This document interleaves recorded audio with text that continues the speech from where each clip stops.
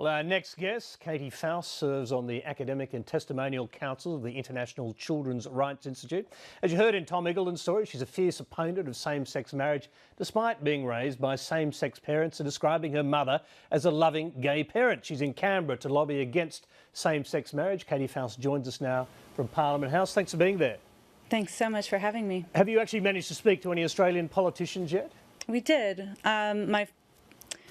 My partner in crime, Millie Fontana, who is a resident of Melbourne and also raised by two mothers, and I had a chance to speak with a couple members of Parliament yesterday. Not the Prime Minister so far? No, he hasn't called yet. Now, how is it that the daughter of lesbian mothers has become a leading opponent of gay marriage? How does that work?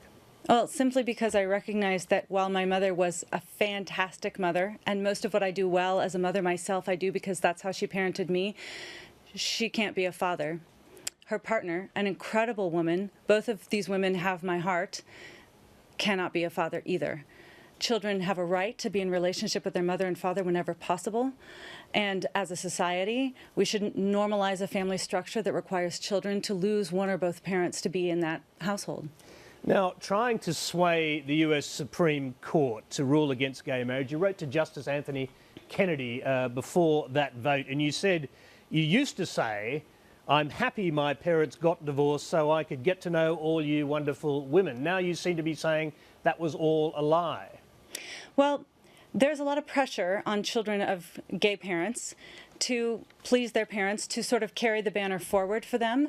And you can read about this not just in conservative publications, but even books like Families Like Mine, which was publicized by a pro-gay marriage daughter of gays, and she admitted, and several of the kids in that book admitted, that it's very difficult to be honest about this because of the political pressure surrounding this topic. There's several children that have contacted me even since I started writing about this saying, I agree with you, but I'll never come out and speak about this publicly because my relationship with my parent is too tenuous. Now, Katy, did you find God somewhere in this journey towards anti-gay marriage? Well, I was not raised a Christian, but I did become a Christian in high school. And did that change things? I mean, did you decide that homosexuality was against the scriptures, against God's will, something of that nature? Well, it took a long time, honestly, for me to get on board with what biblical sexuality says, because there's a very fierce protectiveness, I think, that all children have for their parents. But what I was delighted to find when I read Scripture is that God has an incredible heart for the orphan, and that He's very concerned with the plight of children. And that lines up very much with where we need to go in this discussion, which is focusing on the rights of children primarily, as opposed to emphasizing the desires of adults, which tend to take center stage when we're talking about this issue. Now, after your parents divorced, because you originally had a father and a mother, they divorced. Your father, you say, went off with other women. Why have you focused your main criticism on the homosexual part of the equation and not your father?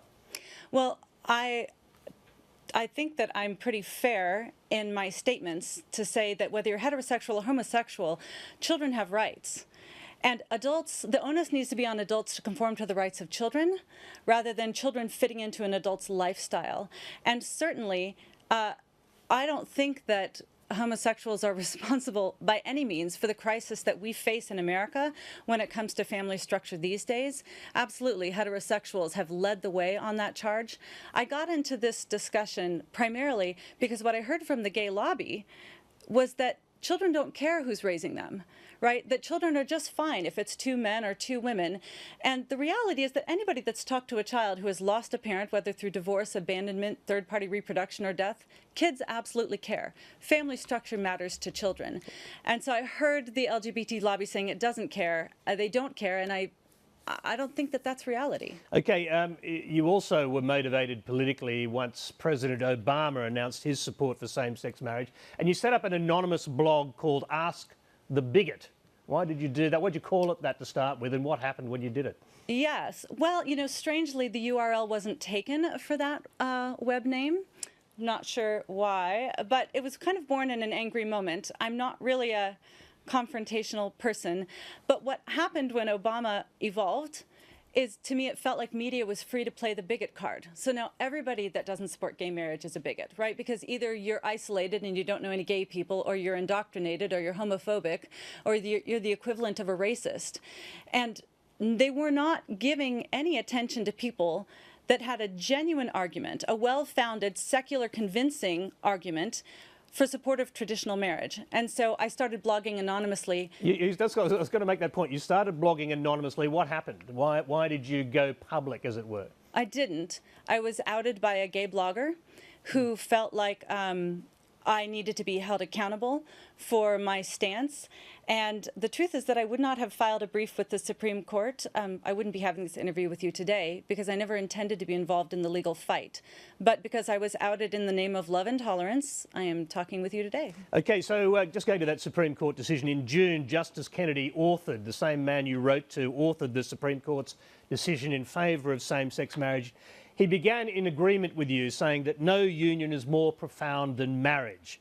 But he said of the gay people who had petitioned the court, it would be to misunderstand these men and women, to say they disrespect the idea of marriage. Their plea is that they respect it so much, respect it so deeply, that they seek to find its fulfilment for themselves.